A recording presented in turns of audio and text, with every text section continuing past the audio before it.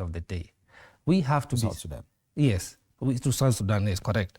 We have to be very pragmatic and very honest as Kenyans, because we are not, this is not just a political rhetoric.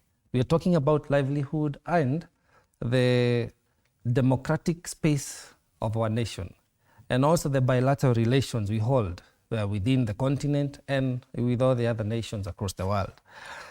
We are not in good standing because we have failed to manage our one, homegrown politics, and two, our international image. Because the two people who represent Kenya is the president and now the Lord of Poverty, the Right Honorable Odinga.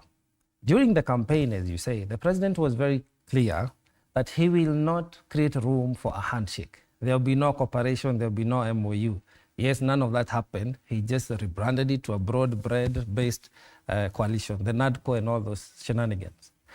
Unfortunately, this has declined the trust deficit of the people to the regime.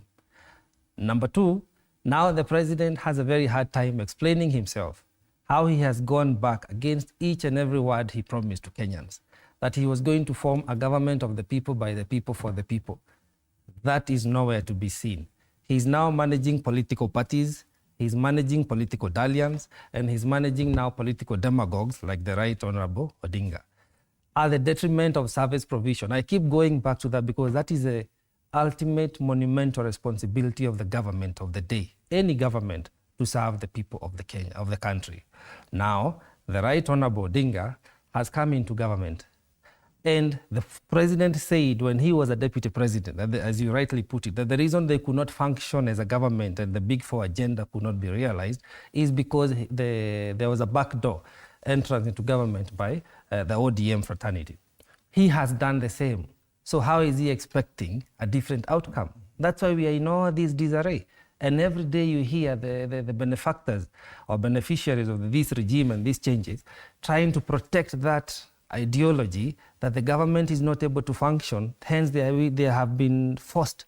Actually, as my colleague says, the president is cornered. They have been forced now to enter into political alignment with persons whom they know they even do not have any interest in the government delivering. And that's why every now and then you hear the Odinga saying, the president came to me. I'm only supporting him. But the president has pronounced himself and said, I had to look for people to come and help me run the government. So when you say the president is not, Odinga is not in government, what are we saying? This is a mongrel of an arrangement we are having. And unfortunately, it does not improve, again, I say. One, the public service delivery status.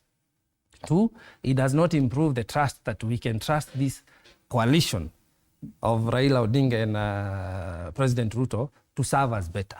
So even though they may continue to work together as they are, I don't see it going beyond 2027. Because again, every time Raila makes advances into government, some people who created this government are edged out. The first one was the former deputy president. The second lot was the CSAs, and now more to come. We can only wait and see. So that also now has a ripple effect, because if you talk of regional issues, where these people come from, like JB Muturi, those people will be asking, is this as a result of, the new coalition? And how will that response be? Now you start to experience what you call the social unrest and a lot of political hostility, wherever the president will be going, whether it is to the Mount Kenya region or any other places. Remember, a few weeks ago, the president was in the North Rift, the Elgeyo Marakwet area, and they spoke highly about the security issues. But soon as they left, unrest has come back. So this cosmetic management of our national issues, matters of national interest, will not last long and cannot be managed by political dalliance.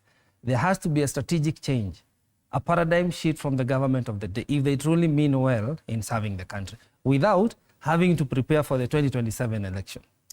Because that is what is happening. When you hear of them propping various presidential candidates, various political parties coming up, like you see Babu Owino and Dedi Nyoro, people are gearing up for 2027. That is okay, because that's a reality we must contend with.